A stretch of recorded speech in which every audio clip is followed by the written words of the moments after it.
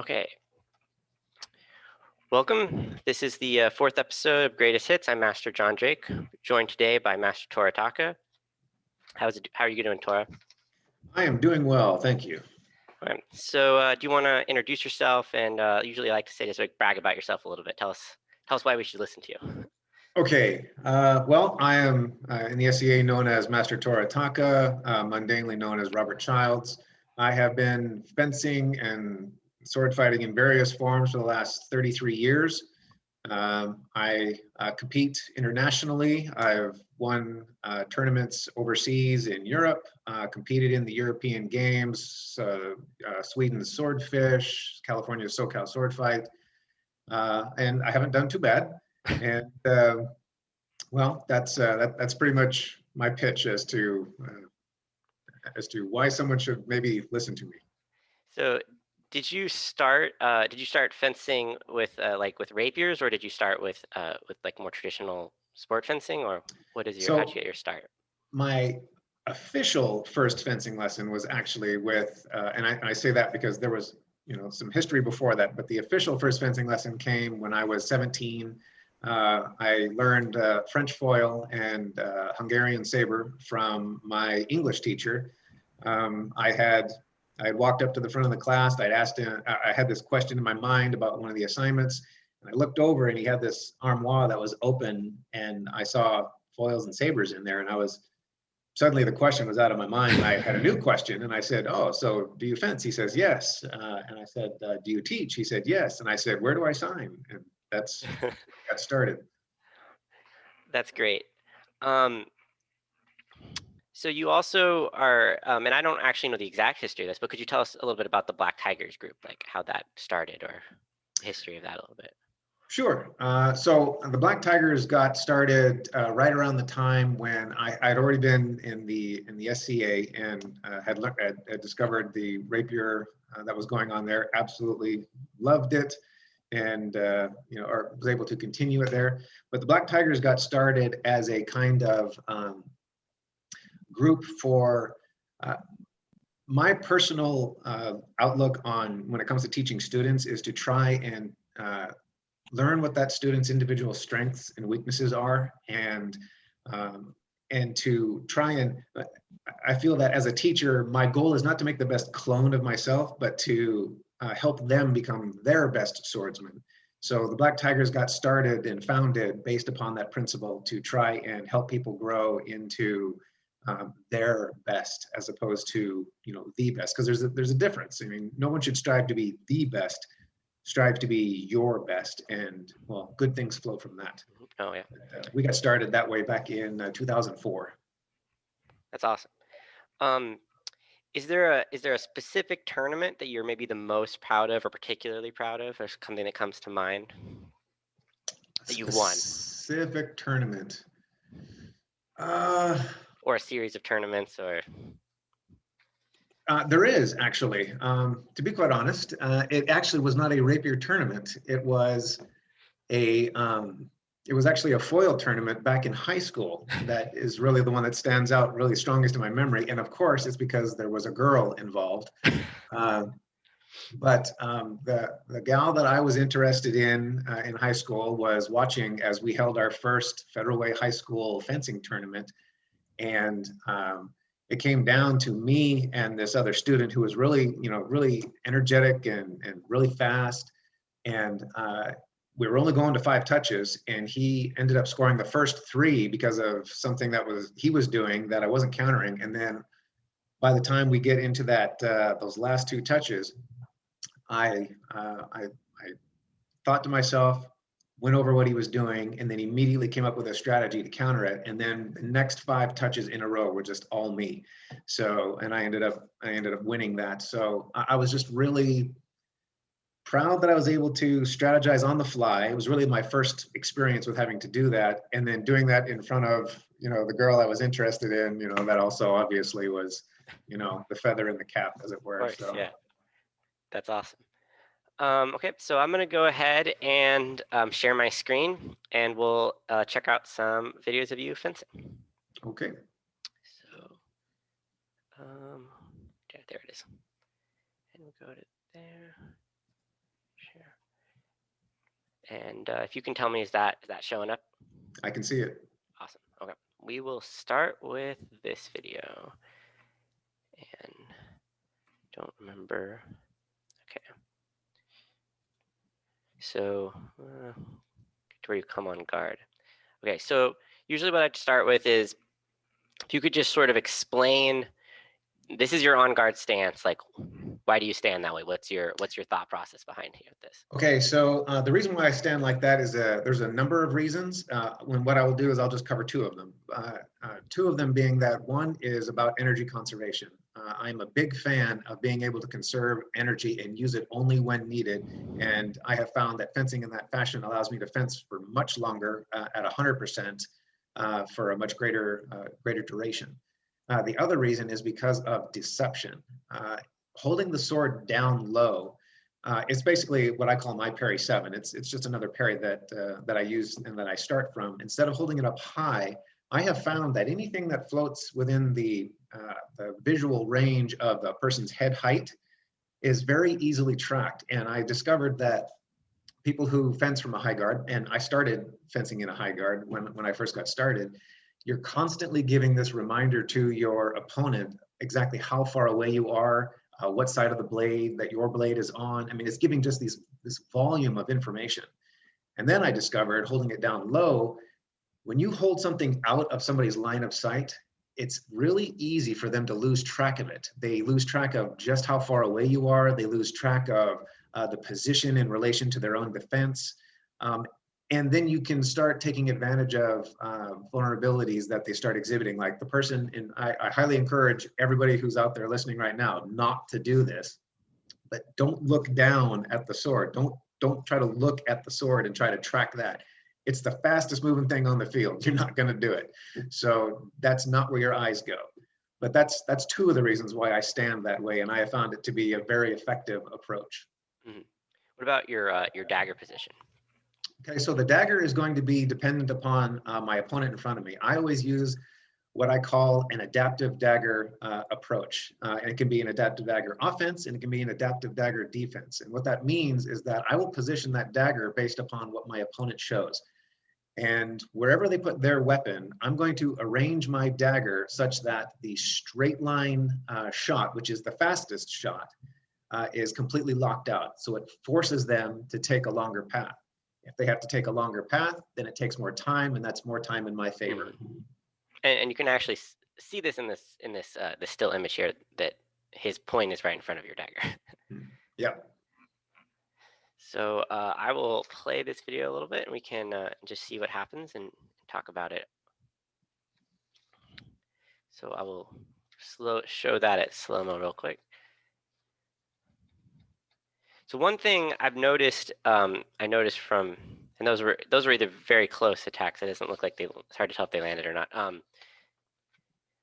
You often go from low to high, and you spoke to earlier about people not tracking that as well with their eyes because of the low. And I think a lot of people think when you're low, they can't be hit very high, and that's just not true. It is not. It is definitely not true.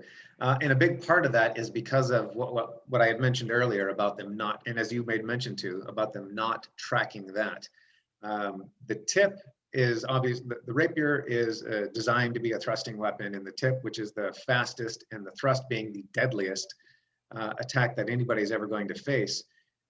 Through the use of straight lines and angles, that low to high shot, which is something that I use in different forms, but it's always it always comes in that form of low high. It's very, very sneaky, and it's really the sneaky that is buying me the time in order to surprise my opponent with it. It's not about the race. It's about not letting them know something's happening until it's practically upon you. Mm-hmm. Someone, one of my first fencing teachers said that the shot doesn't start till your opponent knows it started. Truth. And so if they never know it started, it kind of never happened, I guess. Precisely. And the more that you can do that, the less time they have to respond, which means the greater chance that your shot will land. Yeah, very cool. So do you like to know about information about your opponent before you go into the fight, or is it more just kind of like read to what they're doing on that moment? And you'll hear me probably say this a couple more times later on. My preference isn't either way. It is, I mean, obviously within the SCA, you go to these big events on a routine basis, and you're going to run into the same people, over and over again, and you'll have some experience already knowing them. But I like to look at it from a martial perspective, meaning, unlike in the movies we've all seen where the master swordsman steps out there and goes, oh, I'm going to defeat this person with my such and such attack, and I'm going to do this and I'll hit him in the third tempo. That's not how it works at all. It's not, because your opponent has a say and they are a variable in that equation.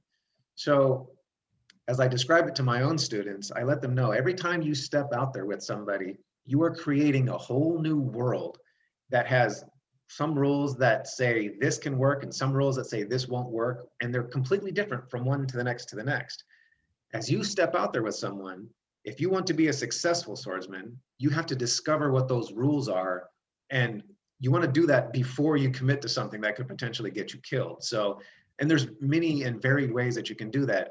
Feinting, interrupts, body voids, that to give them a little bit of information to see how they respond. Feinting attacks to the head versus the leg, see how they respond. Do they move the leg? Do they not? Do they void with their head? All of these things you want to know about, because the more information you have, the easier they are to beat. It makes a ton of sense.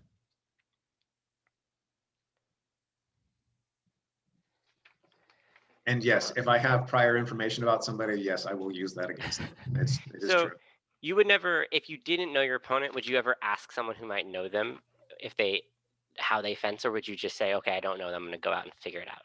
I've never asked anybody. And I've known plenty of people who know person X, Y, or Z. No, I go out there and I exercise that skill set of learning the information I need. And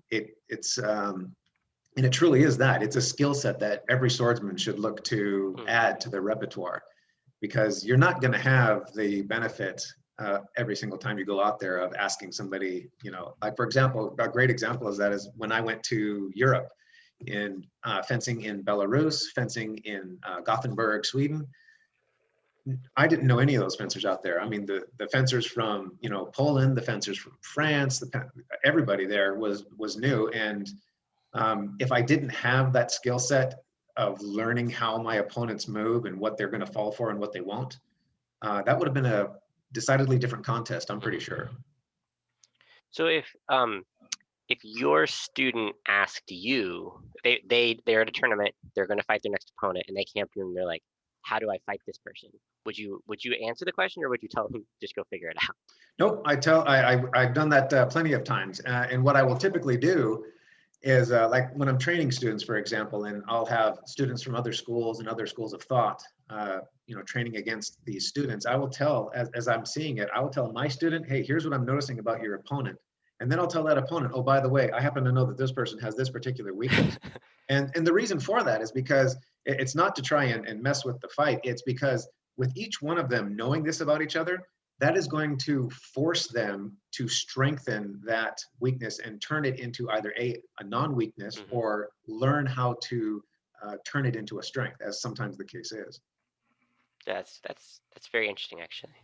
So here's the hit in on this from this fight in slow mo. You can explain maybe why you think this landed, what your opponent did wrong, maybe. So you see where my sword starts, and he matches and he does a smart thing. He puts his dagger down low to try and lock out that low line, straight line attack, which is a very valid and smart move. The first thing that I do, though, is give him what he expects. I'm giving him that low movement of the sword in order to draw his thoughts into a low parry, and then at the last second, turn my wrist and raise the point in order to go up for the head instead. In my experience, it's actually been more often than not, the head being the least defended part of the body. You wouldn't think that to be the case because it's such an important target, But it really has. I have found it in my own experience. Whoever it is that I'm fencing, the head really is one of the least defended parts of the body.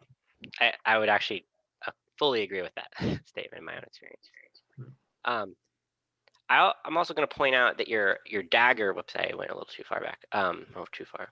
That your dagger does an amazing job here of covering his blade as you throw, and this is something that I think sometimes gets neglected. Like the shot, your sword work is great, but to me, it's actually the defense that's more impressive. Yeah, it's true and it's a very important piece that you're pointing out there, because you'll notice in the start, his sword is below my dagger, right? As opposed to what I said earlier, where I will line up my dagger to lock out their straight line shot. And the reason for that is precisely because I am broadcasting information to him. I am creating what I call the Kodak moment, because as soon as what I call the blur begins, when the fast action starts, the last thing that person in front of me is going to remember is what they saw just before the blur occurred. And I'm showing him my dagger is up high, so that way when the blur begins, his instinct is to go through the hole that he thinks is there. But in fact, as I'm coming forward, I throw my dagger down to close out that straight line, so that way he will waste one beat of time crashing against my dagger to no avail. Meanwhile, my sword is free to make its shot, and whether I hit it or miss it is entirely up to me, but I'm going to do so without having to necessarily worry about being stuck in return. That's a very interesting way of putting it. I've not quite heard it put that way before, actually. Yeah, I'm a big fan of advertising. Yeah, and we will go. And that was against a Don from Atlantia, by the way, in case someone I think asked about that in the chat. So, and this would be against Donovan from the East Kingdom. So yeah, you're definitely blocking off his line with your dagger, like you were talking about. So a lot of people, I've actually seen people ask you this before on Facebook comments and stuff, the reason you move your dagger around a lot. Yeah. Do you want to talk about that for a second? Sure. So there's a couple of reasons why I do that. So when I first was learning fencing back in the early days, Stone Age and all of that, I found that I had the same instinctive problem that I see a lot of fencers have today as well. And that is what they have their hand or their dagger or buckler, whatever the case is, when they're first learning, and it just sort of becomes frozen in space. You know what I mean? And it's like they forget that it's there anymore. And I found early on, I started moving it in order to create a dynamic that reminds me constantly that this needs to be in play. This has a place to be every time the sword goes somewhere. And then later, I discovered, quite by accident, that, as I said, I'm a big fan of advertising. I discovered that I could instill a tempo, a rhythm into my opponent, whereby I show them one tempo and then move entirely in another when the time for the attack or the offensive defense comes into play. It's surprisingly effective, and believe it or not, it works the best against some of the best fighters out there, because they're so in tune with the fight. The more in tune that opponent is with the bout that we are doing, the greater chance that this will have an effect on them. Very interesting. We'll play the video a little bit. So it should, let's see. Well, I'm trying to remember if I put slow-mo, because I edited this video at some point, if it showed. Oh, here it is. So let's see what happens. Oh, okay, so this is a double hit here. Yep. You fake his dagger out, throw high, and he disengages your dagger, hits you in the chest. Yep. I get him, split second later, he gets me, and we reset and do it again. Yeah. Actually, there's some good stuff from both of you on that one. But it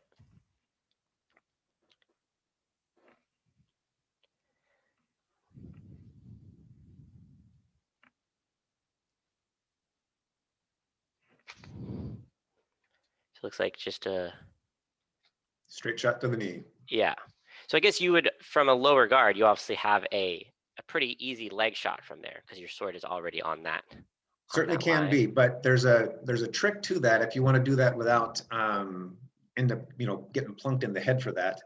And that is if you throw that shot when they are in the midst of a movement themselves. What I have found that when an opponent is moving, it tends to slow them down on other things. So while he's moving his hands, I shoot for the thing that is sticking out there, and while he's finishing the motion up here, I'm hitting the target down low. Makes total sense there.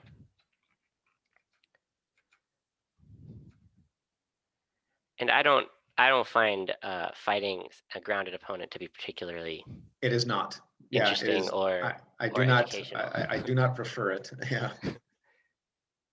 So I'll probably skip to the next video, which might have some of the same fighters, just from different. Yeah. Once somebody gets grounded, if the person in front of them knows what they're doing, that's the end of it right there. Yes, I tend to. I make my students practice it, so I feel like you should be able to win that like 95% of the time. So when we practice it, it's not for the grounded person's benefit. It's just how to never lose in those situations when you have a grounded opponent. Yep.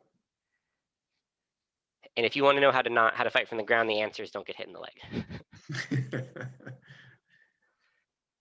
That does tend to make sure you don't have to do that. So we haven't talked a lot about like range or measure in your approach to that. Do you want to speak about that for a little bit? Sure. So there is an ideal measure, what I call that proper measure, and that is that distance between you and your opponent, that if you were to lunge, you're going to be able to put the last 1 to 3 inches of your blade into them. That proper measure also ensures that when your opponent attacks, that you have the maximum amount of time to get through the 3 phases of see, process, and respond. When people first start fencing, and this can be a bad habit that they carry for years, when they first start fencing, they have this instinct that getting close to their opponent means that they'll hit them faster. And that's actually not true, because in order for you to get that close to somebody, you are putting yourself in a great deal of danger, because when a person's moving, their defense lowers a bit. And as they're moving close to you, if they're within range, by all means, you throw that shot and make them pay for that mistake. But that proper measure is the one that you're operating from, or you should be ideally operating from. Makes total sense. So we'll look at this this hit here on this pass.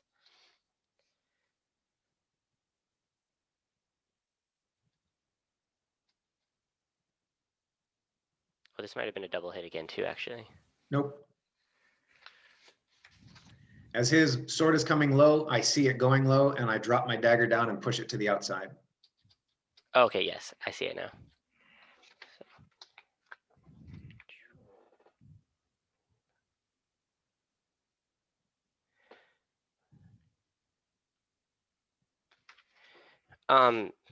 So tell us about, and sorry, what is your like tournament prep? So like before a tournament, how do you spar up, hunt, drill, combination?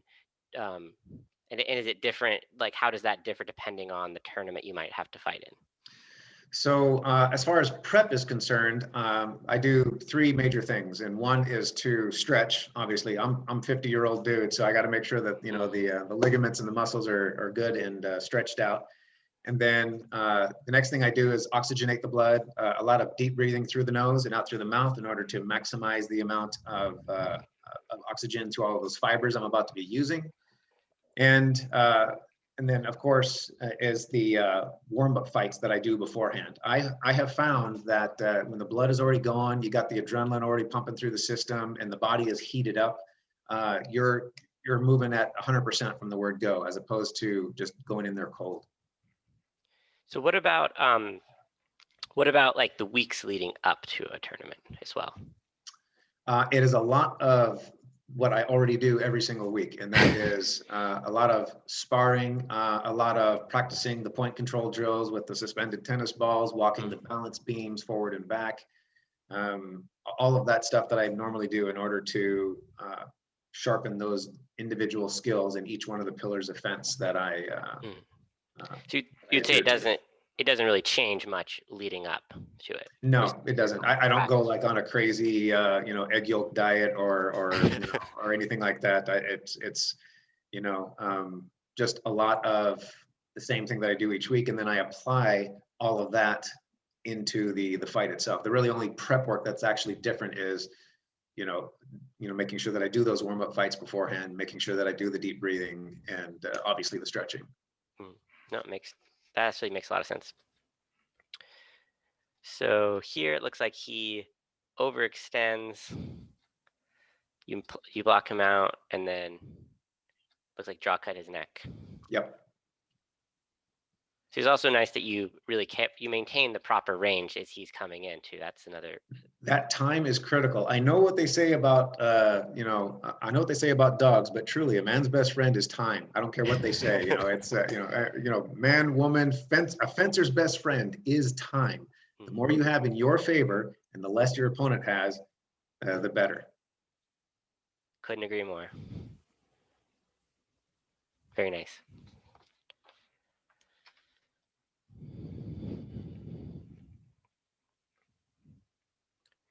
Do you also, so this is a question. Earlier on in this fight, he's fighting with his blade more extended like this, and obviously you have your sword very far back. Do you find, I find personally, this is kind of a loaded question, I guess. Do you find that having the blade more out there, like at a mid-level but also extended, can be a liability? Because it's kind of been my absolutely, it can be a liability, because I am a big fan. A lot of what I do in my style rotates around strength and binding maneuvers. I always approach my opponents with what I call this two-target concept, where if I'm about to attack, it's not actually one target I'm going after. It's actually two, and it's a very specific sequence. The first target is always my opponent's sword. I attack my opponent's sword to gain control, and then immediately flow into the attack against the body. When my opponent is holding their sword out toward me, well, as everybody knows, the longer a lever, the weaker the leverage that a person has. So if you hold your weapon out toward me, you're giving the bear what he wants. You're holding out that that bit of food there that I'm looking for in order to be able to take it away from you. So the longer a person holds their sword out towards me, at that farthest extent, like for example, some of the really strong adherents of Fabris, for example, they like to hold that weapon out at a really goodly range. I love that. I mean, absolutely. That is, it makes it very easy for me to take control of that weapon. And then I follow it up with, of course, whether it's to the head or to the body, depending upon what they show me.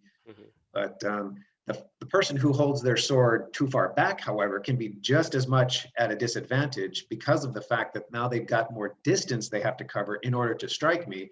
And I will use that additional time it's going to take them for me to be able to throw my shot and then throw my sword on top of theirs, and then they'll crash into it because they took too much time getting out to me.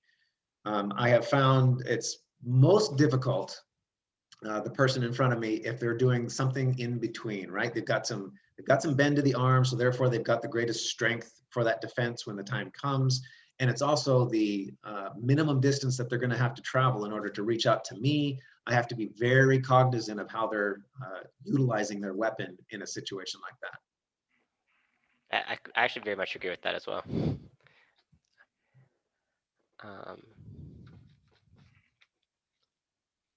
Like right here, he's starting to put his center of gravity in front of him. And that's going to be something that I'm going to be paying attention to, because again, it affects the speed at which a person can move.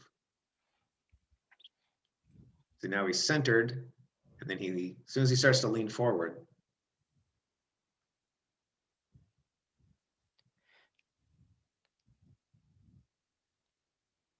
So those are the kind of things you're looking for as you're fighting someone, like their weight and their blade position and stuff, and looking how you could exploit that. Is that correct? Very much so. How far apart are their feet? That's going to tell me how quickly they can retreat. How much bend is in the knees? That's going to tell me how quickly they can move into the motions of forward and back. And yeah, I'm looking for all of that, because all of that translates to time.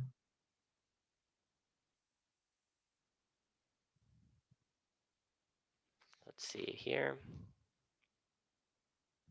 Yeah, in this one, he reaches out manages to get me. I get him a split second later, and then I wave it off because he was in there, and that was a perfectly valid shot on his part.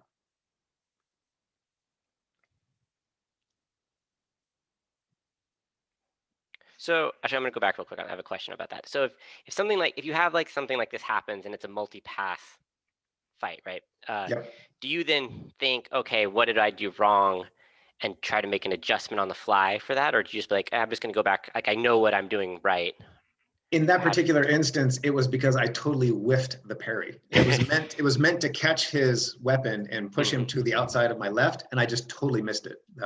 That's what that ended up happening there. My dagger starts to go down, and I just whiffed right past it.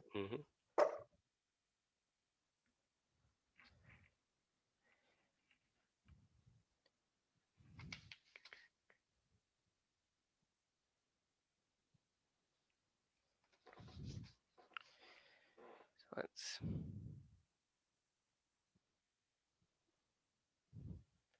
He does a really good job of maintaining a proper measure between the two of us. As I incrementally close in on him, he keeps that same measure, so he can still threaten, but he's not like leaping out of the way. It's a very good use of measure. Yeah, you're both keeping the distance. It's pretty much the same this whole fight, and you're just kind of. It looks like you're waiting for the other one to make a mistake. Yep, that one. And then there it is. Yep. Yeah. He reaches out, and here comes. I've got my dagger. I don't whiff the parry this time with that dagger, which is, it's always helpful. It's always helpful. Yeah, and this is, once again, for me, it's the defense after you hit that is the impressive part. It's like you hit him, and then you're safe the whole time. You had zero chance of ever dying. And if you'll notice where my dagger is at the beginning of that last exchange, how it's on the outside, and then look how when it goes in, I dip underneath and then push him to the outside, because that Kodak moment, the last thing he saw, the reason why he committed to that straight on lunge like that, because the last thing he saw was an open avenue to my body. But on my way in, I dipped the dagger underneath, and now he's on the outside and doesn't realize it until it's too late. Yeah, that's very cool. Okay, we will skip through this fight. So this is interesting. This is Hawk Girl from the Outlands, I think. Yep. And so he's also another one from your same school, right? So how does that change your approach any from someone that you know is fighting kind of the same style as you or the same system? It obviously does change that, just because for a couple of reasons. One is that instead of being a high guard, he's now in a low guard as I am, which means our swords are going to have to engage on that low line. And then the other reason, of course, is because I helped to train him. So, I mean, I told him, I said, hey, when you see this, it means this. And if you see that, it means this. And make sure that watch that measure. And if there's one thing that I definitely pound into every single student's head, it is that use of the measure. When you first get into that lesson, they tend to overuse it. They tend to be too far away. And then the pendulum swings in the other direction, and then they're underusing it, and they get a little too close. And Hawk is right at that outside edge of center, where he's almost using it exact right amount, but he tends to, as you'll notice here, he tends to be just a little outside of his ability to do anything significant. Interesting. But understandably, he's like, no. Yeah, because understandably, he's concerned about the speed at which, my attacks can arrive. So I don't blame him for that, but he has to get a little closer. It's like about finding that sweet spot, basically, is what you're saying. Indeed, the one that gives you can reach, but you have the maximum amount of time to see where the real attack is going. That's a good way of putting it. Yeah, a person who doesn't use their measure enough, for example, I can't even tell you the number of times I have heard my opponent, after I have struck them, say, I saw it coming and I just stood there. I didn't do anything. I don't understand why I did that. Well, I know exactly why they did that, because they were just inside that proper measure, which means they had enough time to get through 2 of the 3 phases of see, process, and respond. When they were a little too close, they had enough time to see the attack, process that it was an attack, and then before they could get to the I need to move, you hit them. And that's why they say I can see it, but I didn't do anything, because you needed that last little millisecond more of time to actually respond. Yeah, that makes a lot of sense. It's very interesting. Yeah, fencing is measured in fractions of a second. Yes. And it's in every fraction of a second that you can give to yourself and you can take away from your opponent, it will seem like you're moving actually faster than they are, but you're not. You're just operating in time that they don't have. So let's see. So he makes a big attack in, you parry him down. Into the neck. Into the neck. Step through. That's a very nice shot, actually. Yeah, and he was dead before he ever threw the dagger. Very much so. And it wasn't even good anyway. So. Yeah, in a martial context, very bad things would have happened on his way through that continuing step. Yeah.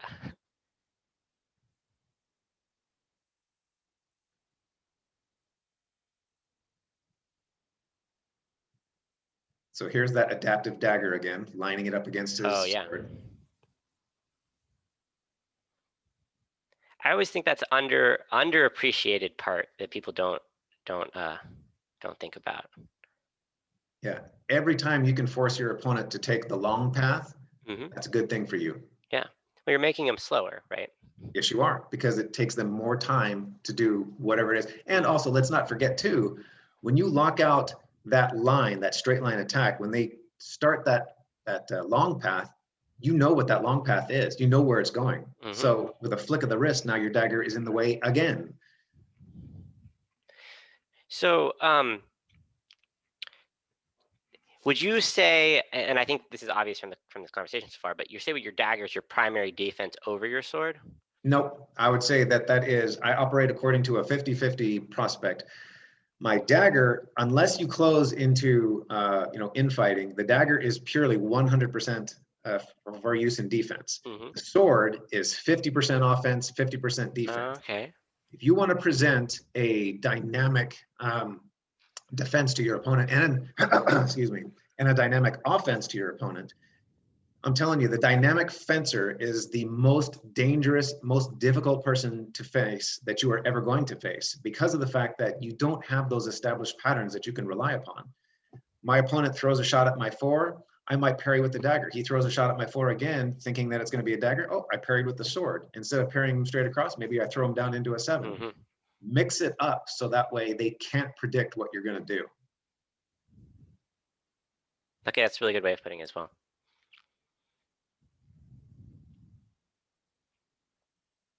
And Hawkov, you can see he's very cautious. He continues to back up. And in that one, he got impatient, and that's what cost him. Thought he'd catch me by surprise. Nope, sorry.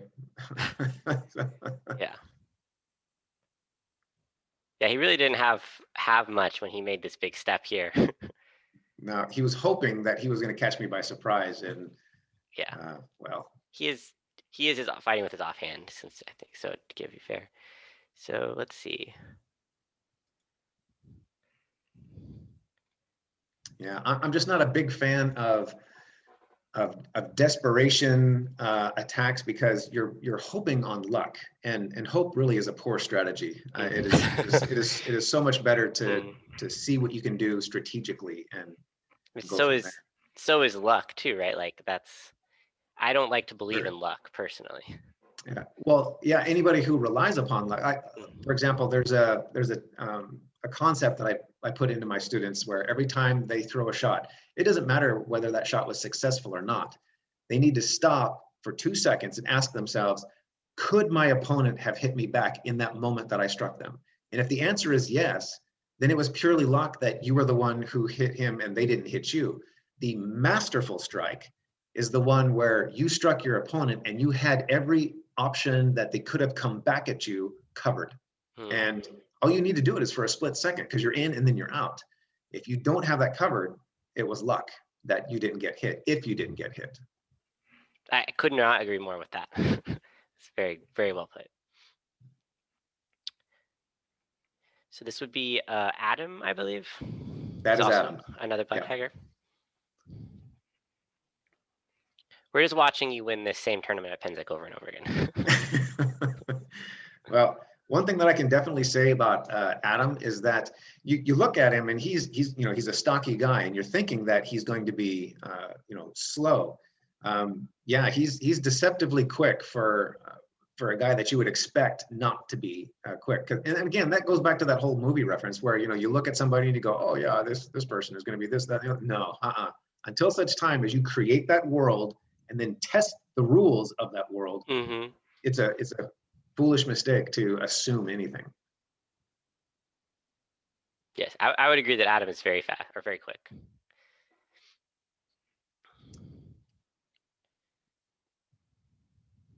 Yeah, his main teacher at first was Joe, and because of that he tends to fight a lot like Joe does, where he squares up a lot, and that's a teaching point that Joe and I differ on in terms of just squaring up the entire time that you're fighting.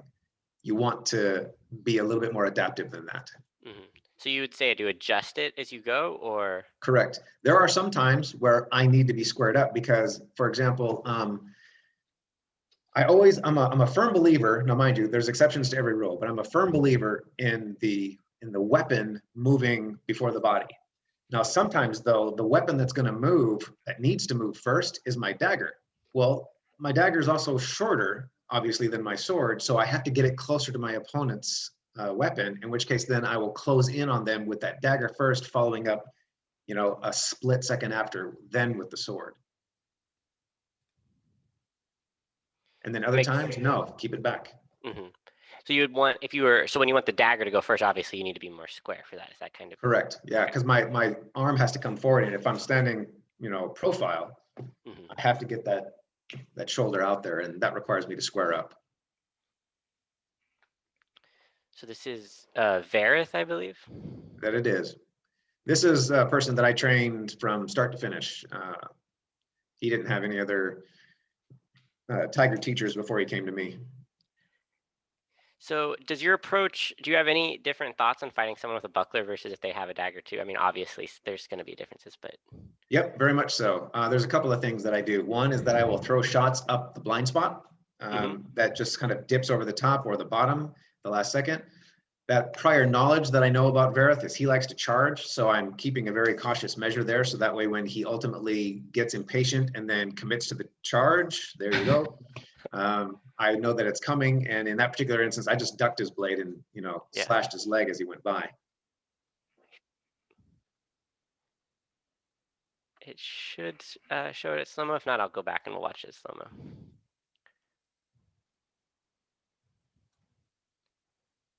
Okay, here it is. Yeah. Yeah, very nice duck. Yeah. And he's using, and I have to be cautious too, because he's using the buckler that I designed, which is designed to be used offensively against your opponent's sword. So if you get caught on it, there's a number of ways that buckler will actually eliminate a sword for that brief critical moment as a weapon.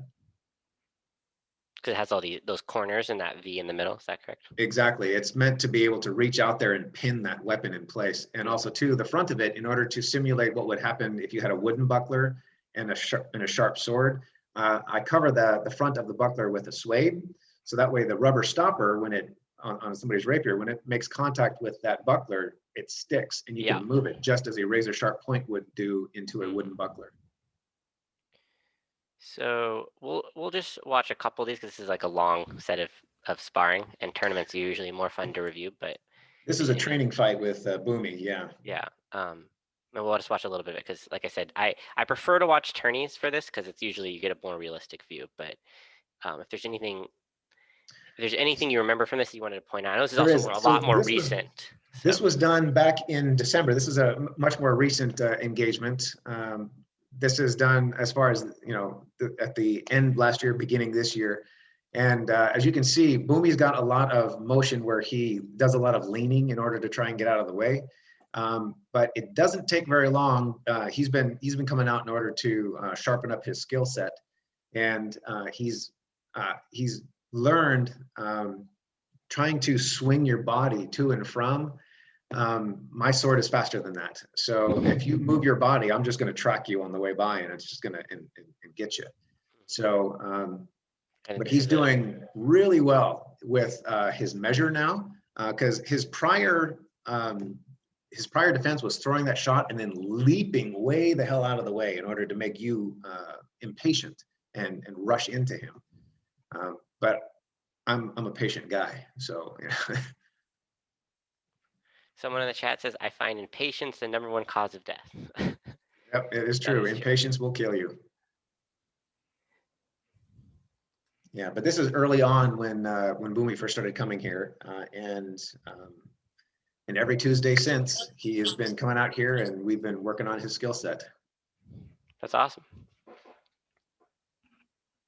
And also, it does help me as well, because he is not a low end fighter, which is always very useful. It gives me a great laboratory to be able to experiment with things with, and all kinds of. It's a mutual beneficial arrangement.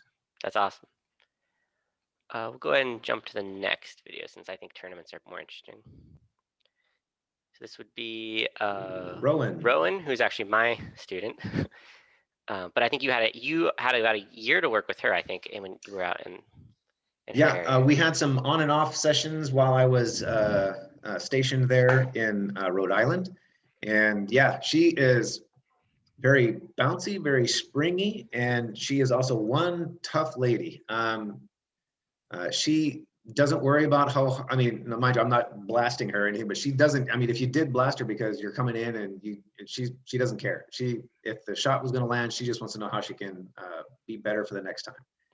And this is before, I believe, all of that had actually occurred. This is, I can't see what year it was, but 2019.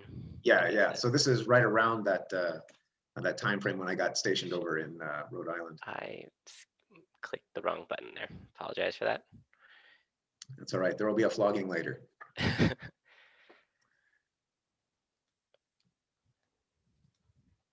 Here we go. Yeah, she has a very strong desire to get better, which is great. That's why I took her as a student. So. Yeah. And you'll notice too, her footwork. She's quick on her feet. She doesn't lazily go into each of one of the steps. Whether she's going forward or back, it's a very quick step.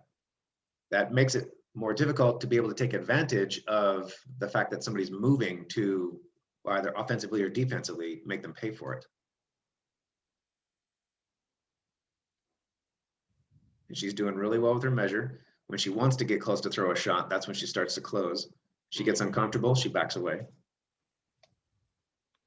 So in this fight, what are you kind of looking for, you think? Like, do you kind of have an idea already of what you think?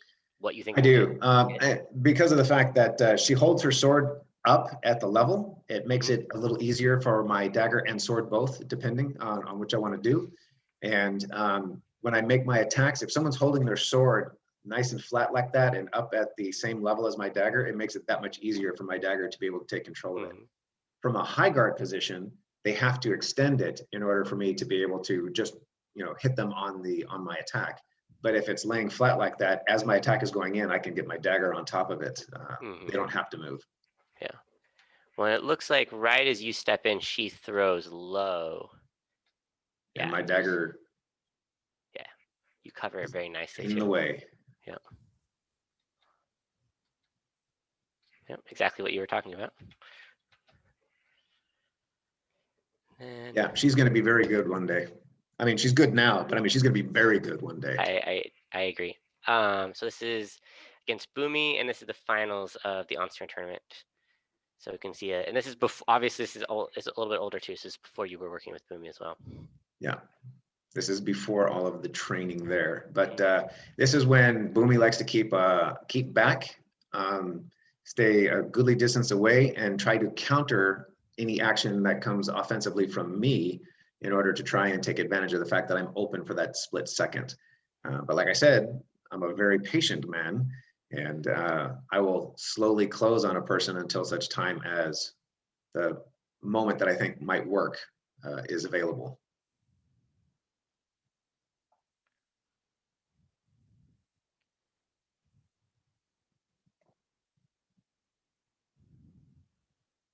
Now that right there, what you just saw me do there was what I call an interrupt. He starts to close in and I throw basically what is just a very obvious big motion toward his leg in order to scare him. Oh yeah, right here, I think. Yeah, I use a lot of those in my fencing interrupts. If somebody's pressing in and I don't have control, for example, or I'm not sure where that shot's going to go, I'll throw an interrupt in order to interrupt the very sequence that they were planning on executing.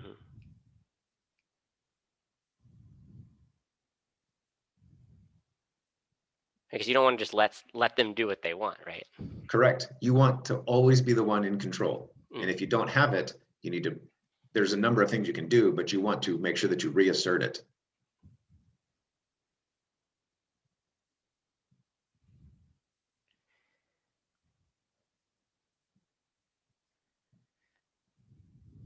So yeah.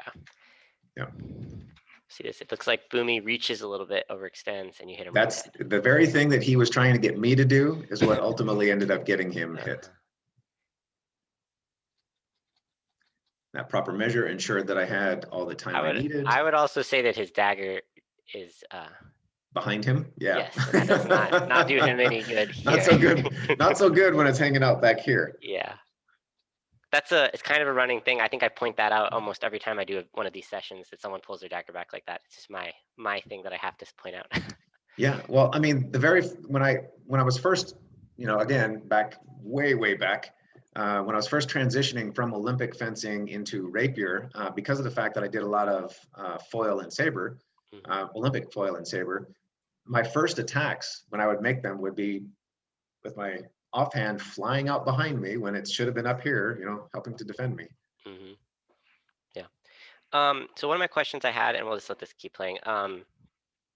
What do you think is like the key to your success? Like what has differentiated your fighting from others? Okay, so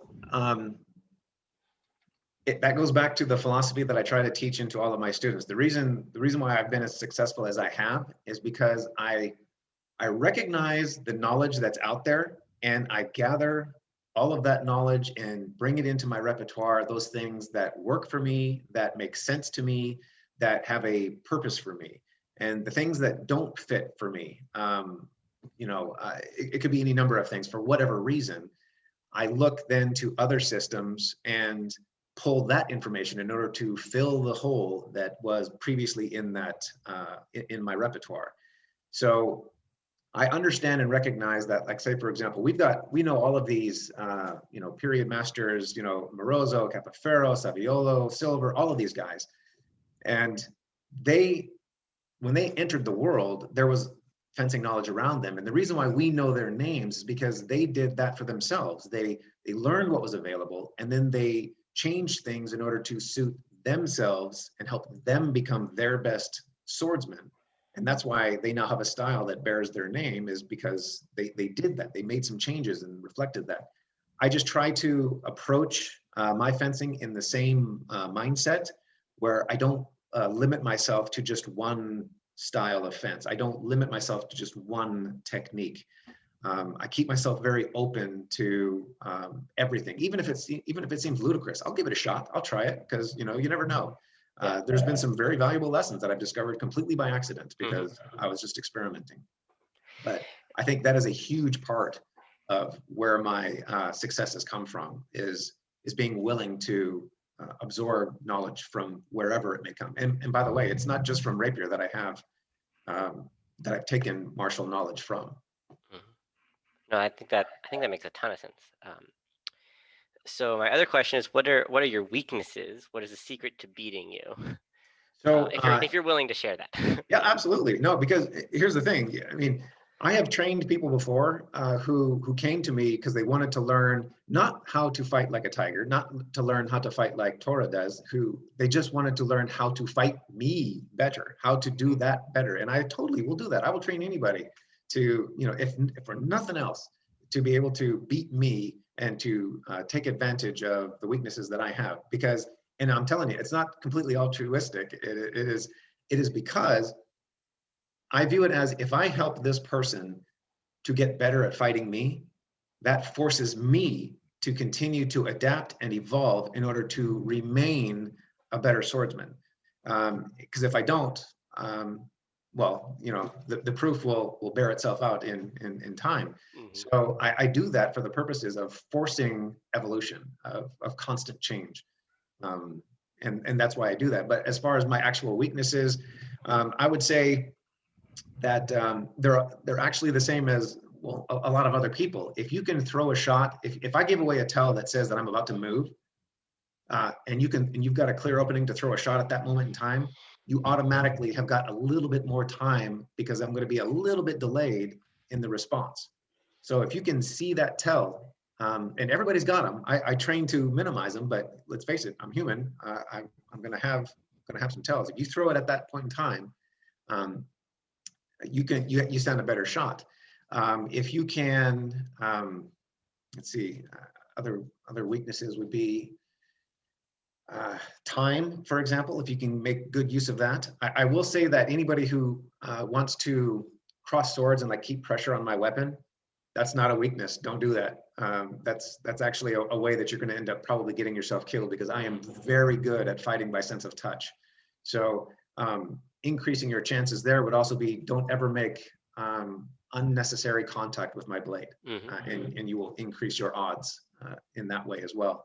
And it also removes my ability to control you as much, whoever it is that I'm fencing. So yeah, those are two really good ways that you'd be able to help yourself and or throw a shot that's going to have a greater chance of landing. Those are great answers, and I that's been one of my favorite questions to ask people when I've done this, because I actually find that high-end fighters have really good answer to that question, because you know you want to minimize the times you lose, so you know what happens. Sure. You know why you lose usually, and so you're good at it. So usually have a pretty intelligent answer to that question if you're a good fighter usually. Okay, so this is actually us fighting. I don't think this is actually this tournament. I think this is actually the East Kingdom tournament, but whatever. And so you can watch me lose to Tora here.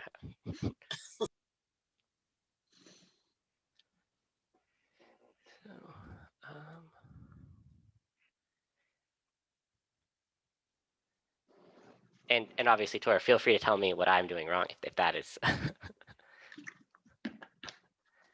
So remember what I said about the movement? Mm-hmm. Watch when I throw my shot. Mm-hmm.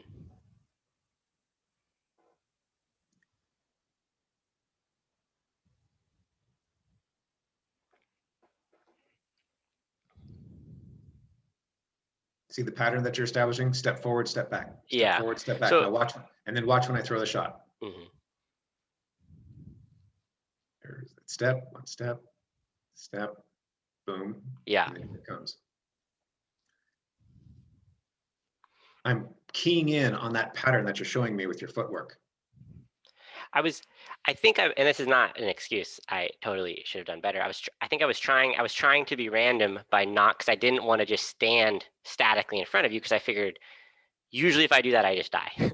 you get around my dagger too easily. And I've had a lot of people do the same thing, say that same thing, where they're saying that they're trying to be unpredictable, but in their attempt to be unpredictable, they established a pattern. Yes. And in that's what I'm keying in on, is that movement there, because like I said, if you can catch somebody when they're making that step, in particular when it's a footwork thing, right? I mean, you can do it against somebody who's making extraneous motions with the sword as well. But if you throw a shot when somebody is taking that step, they have to finish the step, and the rest of them for that split second is going to remain fixed in space. And if you can pick up on that tell, and it's key that you do so, you throw it when they're making that step, oh, you will cover so much ground before they even start to move. I think I read a study that it's humans are actually really bad at being random. Like, we tend to want to fall into patterns.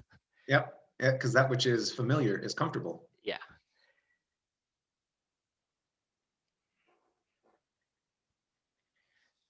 Just around my dagger, I think there. Yeah, it was hard with the angle. Yeah, I don't know if it's worth going back, but if you would have just stood still, we would have had much better footage. I'm just saying, you know. I will sometimes, if I know there's someone filming, I will try to keep the fight across to the camera, because it's such, especially in practice, it's harder in a tournament, but in practice I will, because it's such a useful training tool. That it is. I wholeheartedly agree. Which actually is a question I actually ask people. What is your opinion on using video for training for yourself or others? It is an invaluable tool, because I cannot tell you the number of times I've had a student where I'm sitting there verbally telling them, you're doing this, you're still doing this. And then I'll record it. And then after they see themselves, because when they're in the middle of the fight, they don't think that they're doing it. And then I show them the video and they're like, oh my God, you were right. Well, yeah, you know, so, but it really hammers the point home when they can see themselves doing it. Yeah. I obviously am a huge fan of video, which is why I do things like this. And see what you're doing right there. When you backed off because you were uncomfortable with the situation, you broke off the engagement in order to re-engage. That's exactly what a person should do when they are not comfortable with what's about to happen. Yep. So watch when I threw that shot, if you will. See the step? Now you'll do this next one right here. Finishing that step that you did and then finishing as the knee is crossing over the instep, that's me throwing the shot. Yeah. It takes me a split second to register the action that's occurring, and then I throw in the latter half of that segment. Well, it definitely looks like I had created a pattern here, like you mentioned, because I threw this first leg shot and then I step in again the same way. And Rowan has got a good question there that I think we need to address when we get to that question and answer session there. Yeah.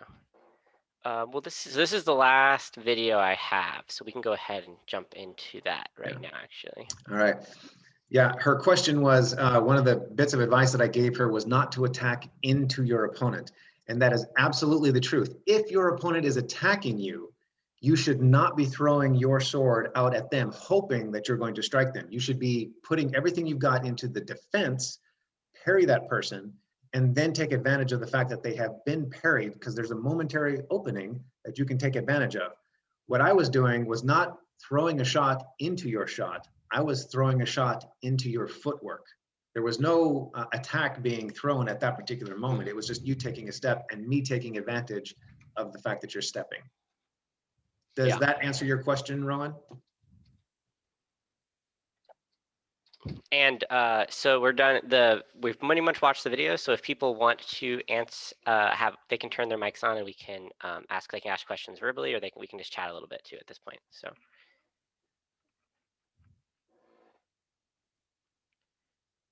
Yeah, hopefully. Red light, green light, but with the feet. Sorry,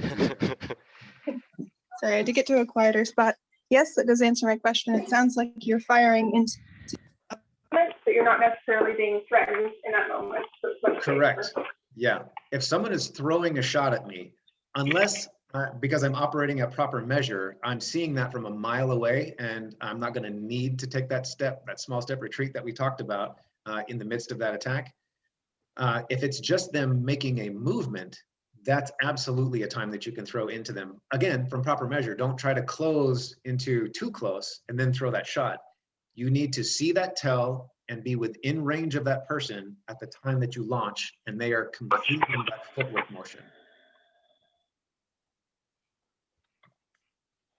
Very cool. Do we have any other questions or thoughts people would like to share? So what I found interesting is watching, because I know, Drake, you put on this video the whole time hand at the same time, and then you had a bunch of videos of Tora going hand first, foot second. So it's interesting watching the last bout, and it was quite obvious to see that there's slightly differences of opinion in that philosophy.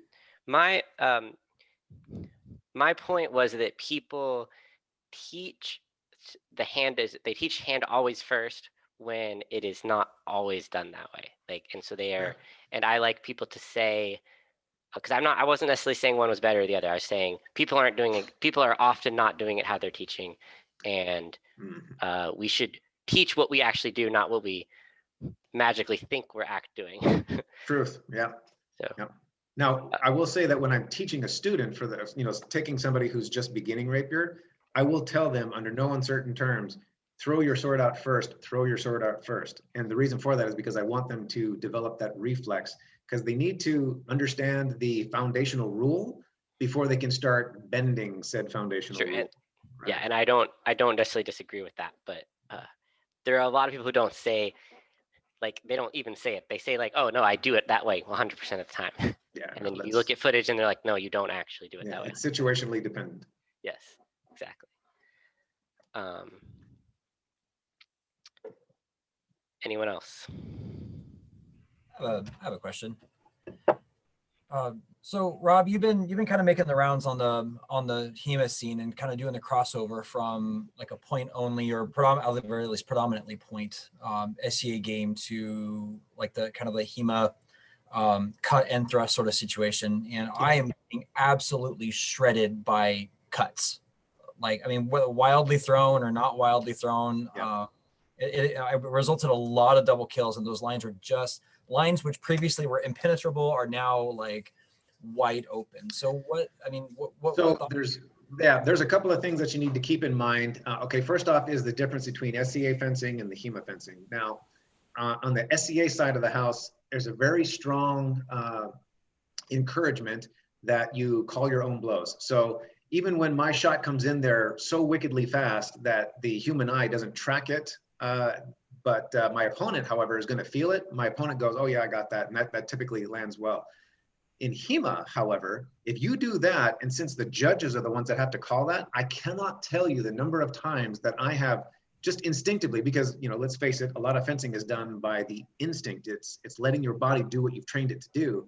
My opponent reveals an opening, boom, my arm whips out there like lightning, strikes and goes back into an on guard position. And the judges, 4 of them, are completely oblivious to what just happened. I mean, I literally had a tournament when I was in Sweden, and my opponent, I reached out there, bopped him in the face, came back on guard, and both of us stopped what we were doing because we anticipated the judges to throw up.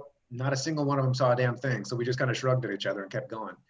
The other thing that you have to take from that is on the HEMA circuit, those fencers, particularly in Europe, I will say this because I've got some experience with that. The HEMA fencers have learned that the judges can't see thrusts. So what do? They switch and they go up onto the cuts. One of the things that to my frustration, that I had to adapt to is a different kind of adaptation. I would thrust my opponent and hit them. And because HEMA allows for what's called the afterblow, my opponent would just do this gigantic motion, come around with this cut that, comes around and hits me. And I've already struck my opponent. I've already thrust him. His action is a full tempo later. And the judges only saw the cut because that's what they see. And I attribute part of that because of the speed, but another part of that is because who is typically, if you've got a tournament that's hosting both longsword and rapier, who are typically the judges for the rapier tournament? Longsword people, right? So they are used to seeing cuts because even on the HEMA side of the house, even though the point is a very deadly part of the longsword, in longsword, far and away, more attacks that I see are done with the cut. So what I found that I had to do was, in single sword, you're gonna get hit with the afterblow. Just accept it, because in order for your thrust to be registered by those judges, I have found that I have to reach out there, hit my opponent, and leave it there. And just leave my tips sticking in my opponent. So that way, when my opponent comes around and gets his afterblow, yes, he's going to subtract a point from my total score, but at least the judges now saw that I stuck this guy on the end of my sword. So I'll get the 4 points, they'll subtract 1, whatever.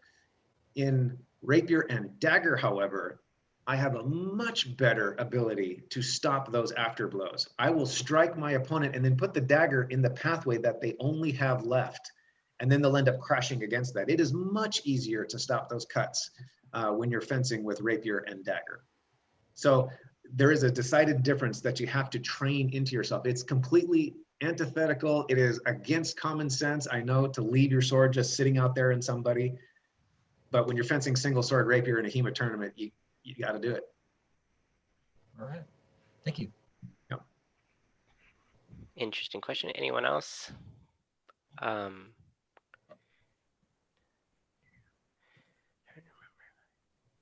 Yeah, I want to ask you, Tora, how do you stay patient You know, when you're fighting there and that fighting's just going back and forth, you know, my problem is half the time I'm like, I just want to get this over with, and everybody around me is getting bored. And sometimes I feel the burden of the audience of not being someone entertained. So how do you stay focused and just remain patient? So my advice to my own students, because they have asked a similar question, is this. It requires a certain amount of mental focus for you to do this, but if you can train yourself to do so, and I think everybody can, when you step out there with your opponent, and I talked about that world that you create, there is nothing else exists in the entire universe except for you and that person in front of you. And the whole time you should just be studying and watching and waiting for that moment that you can take advantage of your opponent's mistake. The impatience that people feel is typically because they've got an expectation, right? They've got typically they've got a thing that they wanted to do, or they have a sense of time. Oh, this fight is taking too long, so I'm going to do X, Y, or Z. Throw all of that away. The only thing that matters is when the moment arrives.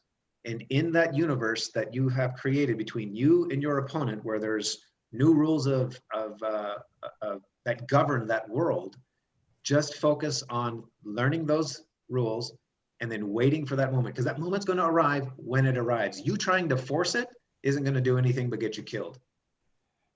And let's face it, as John and I were talking about, you know, you don't want to introduce luck into your bout, because looking at it from a martial perspective, even if you're successful that one time and you do it again another time and you do it again another time, I'm telling you, from a martial perspective, the thing about luck, it eventually runs out. And if you want to be an old swordsman, you have to make sure that you are being a smart swordsman. Good question, though.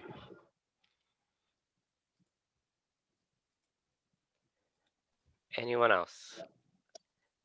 I have an additional question, but somebody else can go first since I already asked one earlier. Please, just go ahead. We got dead quiet, so feel free. Okay, I wasn't sure. I appreciated the way you were talking earlier about the Kodak moment, and I hadn't considered that at all before. Would you speak more to that? Sure. So the human eyes are the slowest sense that we possess, right?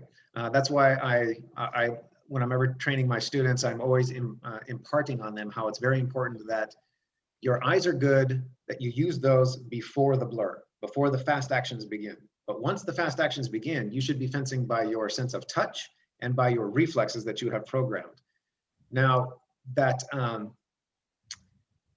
Kodak moment that I refer to is because the eyes are so slow that they have a tendency to, when things go from still to fast, they tend to register that which was still. And in a fencing match, people have a tendency to take that picture, that last image they saw, and operate according to that in the midst of the blur. So I will take advantage of that by showing my opponent a certain picture, right? If their sword is sitting here on a midline facing me, I'll put my dagger on the outside and I'll show them that. And I'll even, you know, wave the dagger a little bit in order to draw some attention to that. And then when I close to the measure that I'm going to attack them on, in the midst of that, I will suddenly disengage that dagger. And it's a very small, minute motion. It's almost invisible to the eye when you do it properly. But when I move into the blur, the last thing my opponent saw was, oh, my sword's on the inside.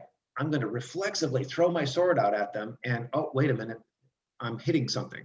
And now I've got a free shot for my sword to make my attack against them. It is a very effective tactic to use against your opponents. Draw their attention to one thing. It's a very Sun Tzu kind of approach, if you will, right? You show them one thing, make them think you're weak when in fact you are strong. You're near when you're actually far, that kind of thing.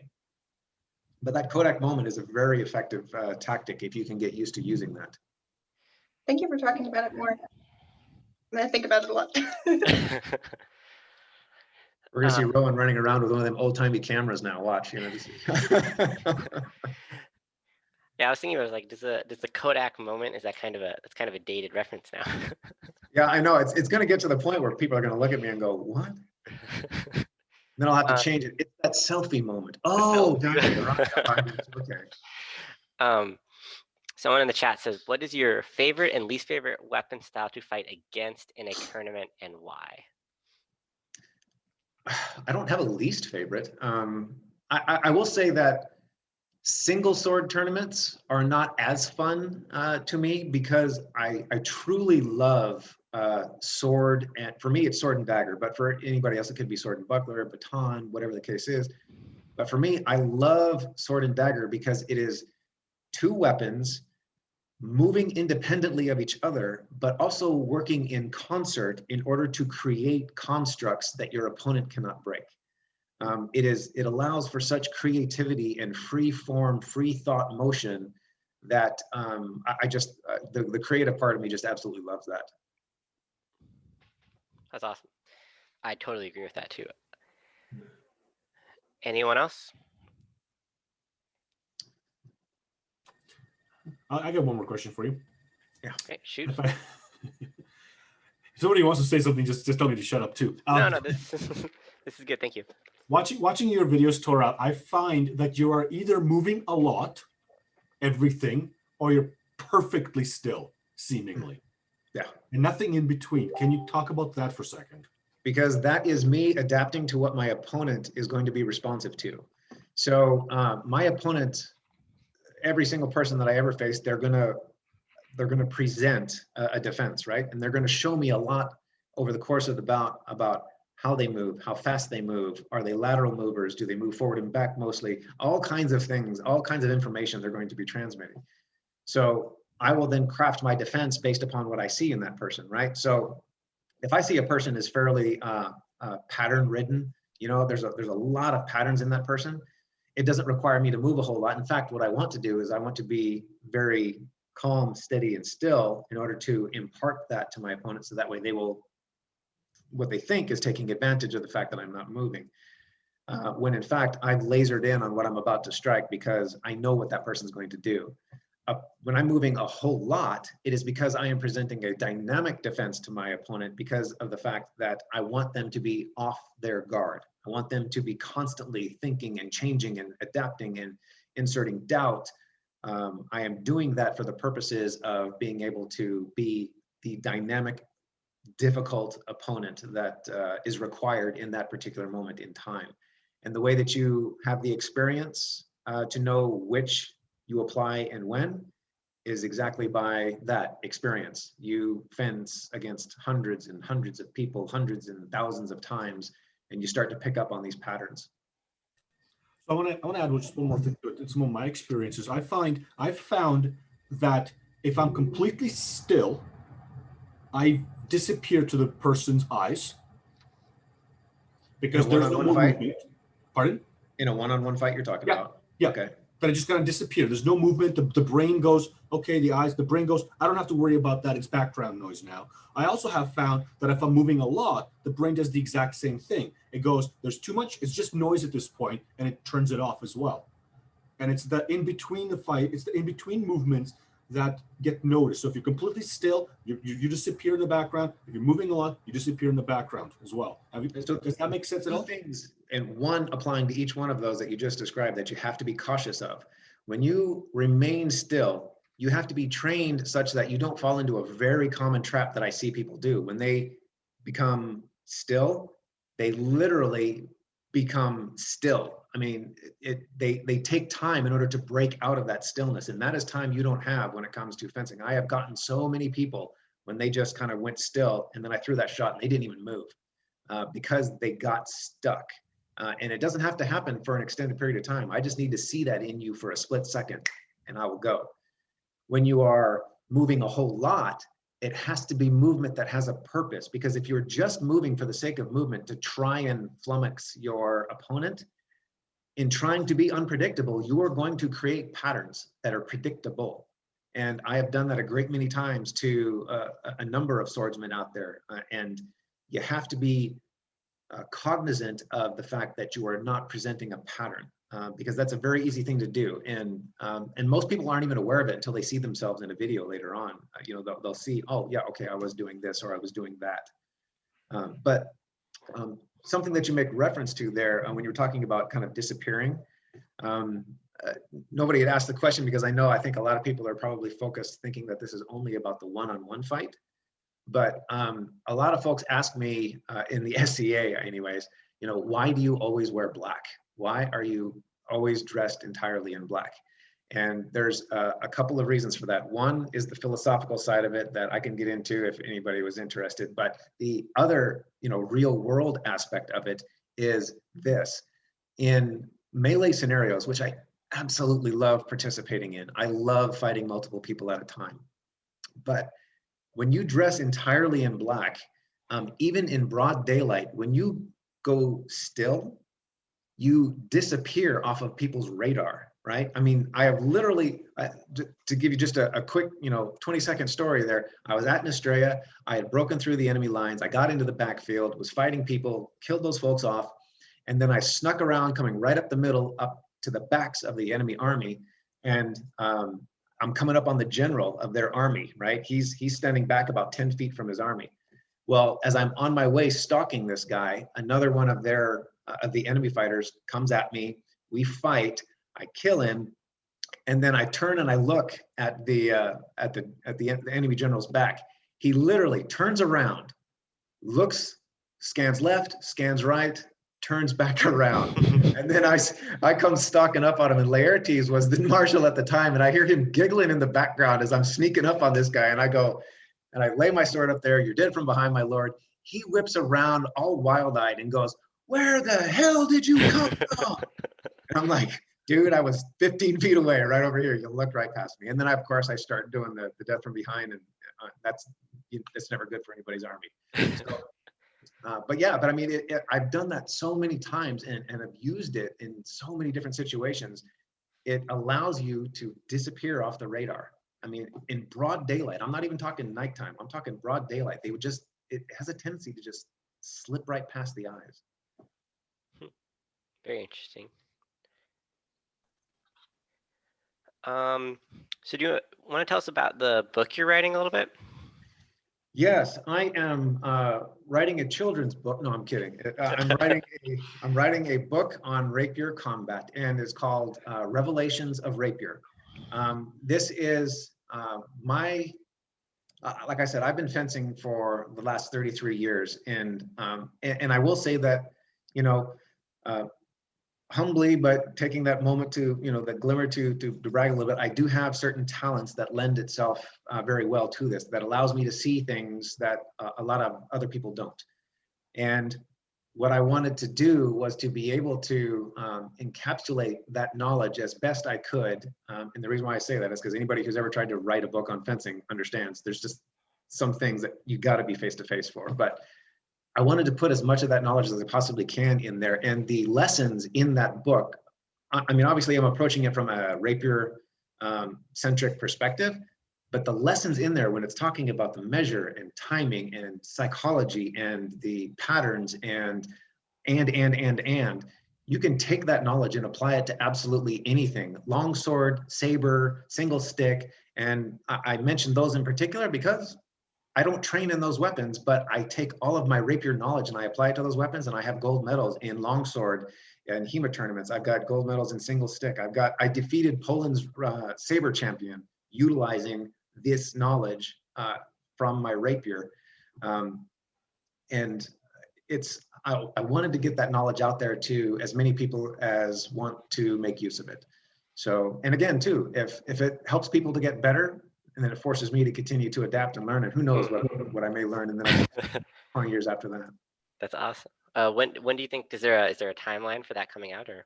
So in August, I'm flying out to Los Angeles for the photo shoot in order to put in, all of the writing of the book is done. All the words are done, but now there's a metric buttload of pictures that have to go with it. Mm-hmm. And I'm flying out to Los Angeles in August in order to do that photo shoot.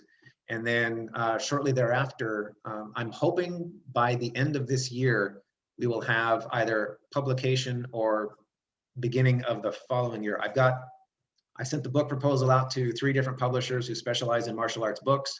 One of the publishers has already gotten back with me and is, you know, we've got talks going on back and forth right now. So yeah, so hopefully we're looking at, you know, beginning of next year at the latest. That's awesome. I'm very excited to check that out. It comes with a free Dairy Queen sundae if you buy it too. So It was a good deal. Anyone else got any questions or thoughts?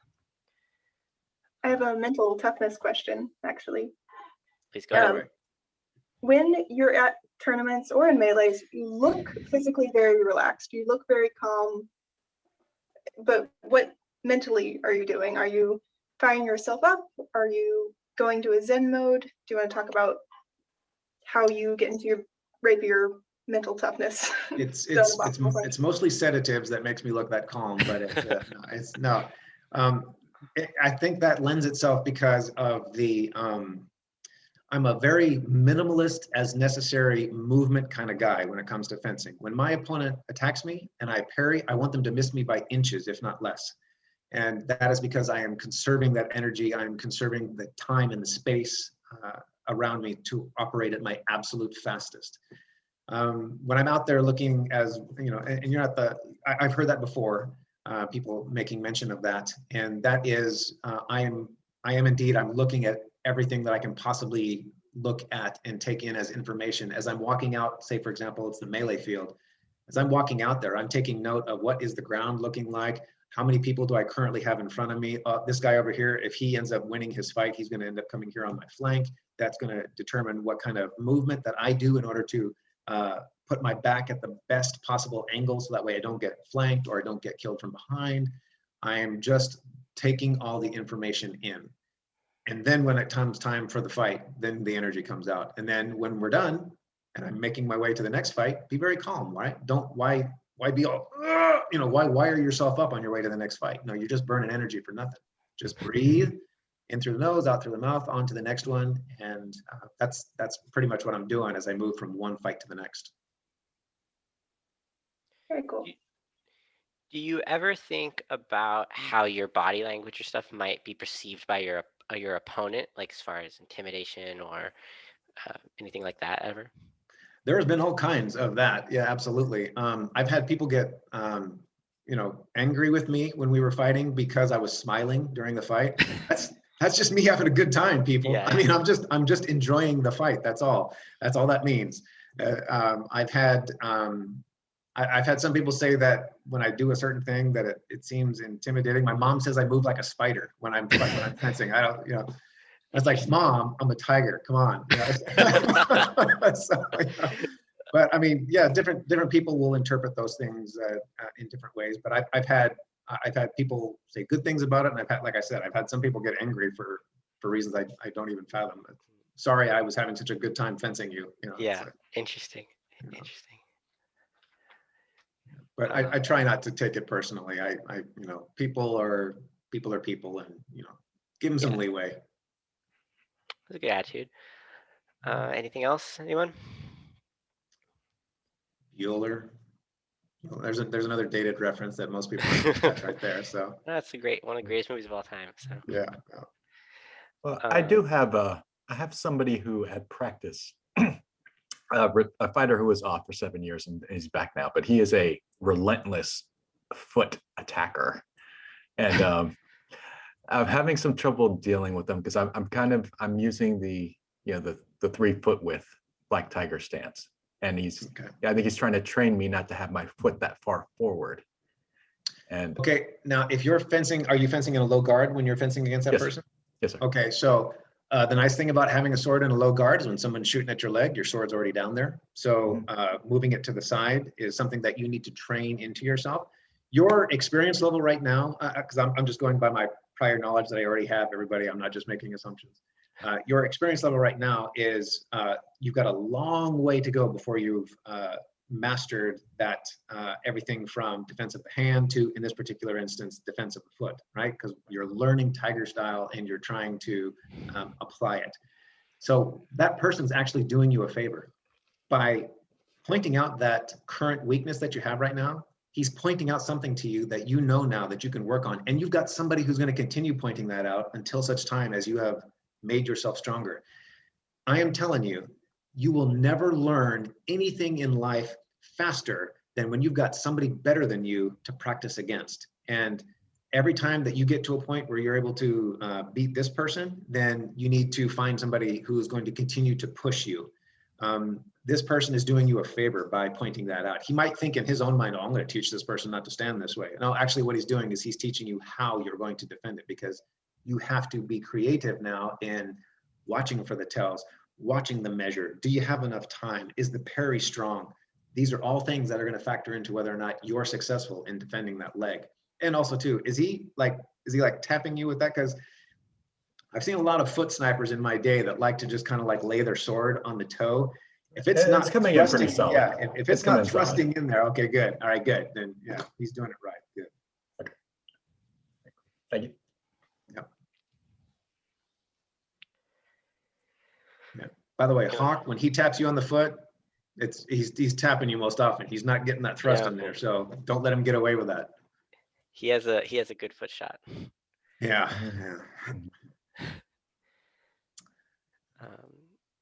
Anyone else? Looking at my notes, see if I had anything I didn't ask that I meant to. In answer to that other question, yes, I enjoy long walks on the beach, candlelit dinners. You know, I figured we were getting to it sooner or later. So.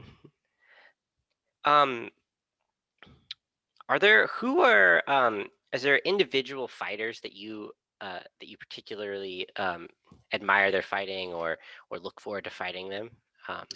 Yes, there are. And that's an easy question for me. That is anybody who makes proper use of their measure. I don't care whether or not you are a Fabris practitioner, you prefer Thibaut, I don't care, whatever that is.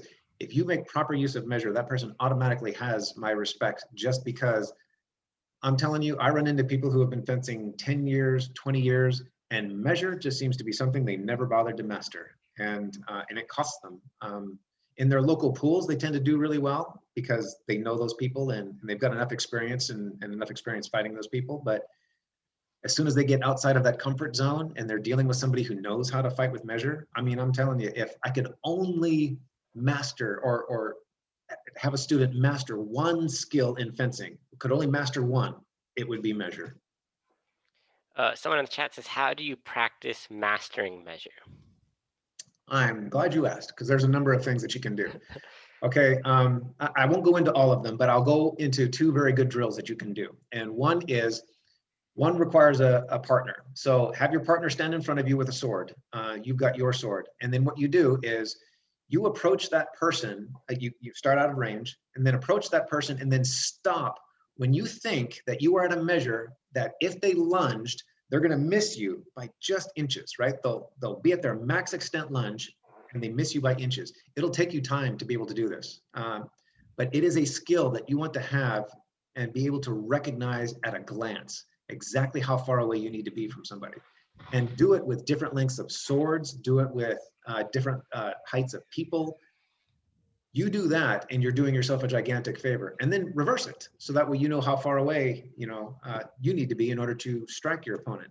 And then the other thing you can do is work on that footwork, right?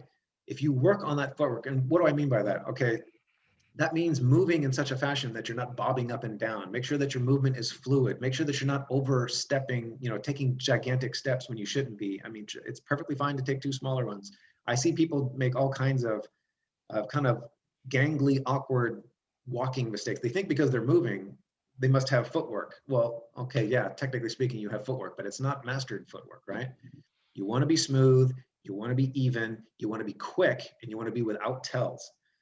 If you can master that, that's going to be a tremendous advantage to you when it comes to being able to do things like closing unexpectedly with your opponent or grabbing a hold of that person's weapon in an architecture of a trap. It's very, very effective. A lot of people focus on swordplay as their main skill set, but if you don't got good footwork to pair with it, you're going to be a mid-level swordsman at best. Awesome. Someone's got any good drills, but I think you answered that by saying those drills. Unless the person asking that, did you want more? There's a lot of drills, and it it would take a lot to cover them all. But another drill that I like to use is a lot of my students know that I suspend tennis balls everywhere I've ever lived. I've got 3 tennis balls suspended from the ceiling right now over here. I will swing that tennis ball, and then I will advance and retreat with that swing, keeping that tennis ball at all times within an inch of my chest.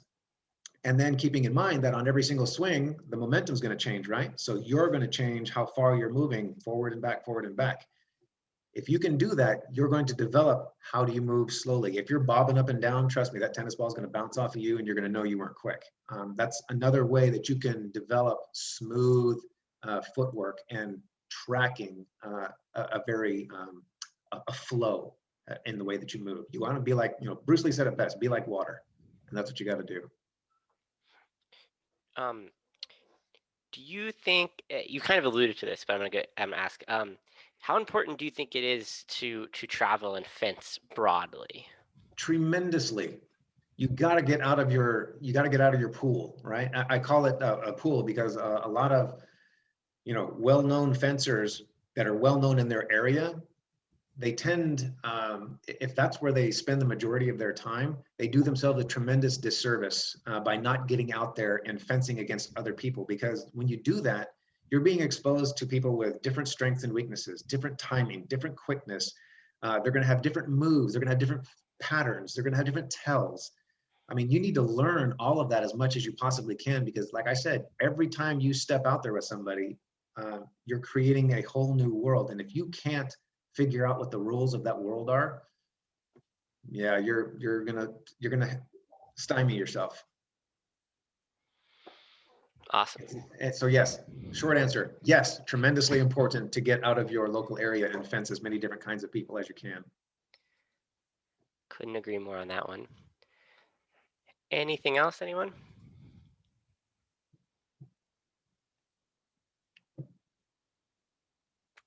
Okay. I guess we'll go We ahead. have imparted all the knowledge we possibly can. So there you go. I guess we'll go ahead and start wrapping this up. So next month, I do these once a month. Next month, I'm actually going to have my cadet Rowan interview me for a change. So stay tuned for information for that. And Tora, thank you very much for being willing to be on. And it was awesome talking. Thanks for having me. Okay, stop.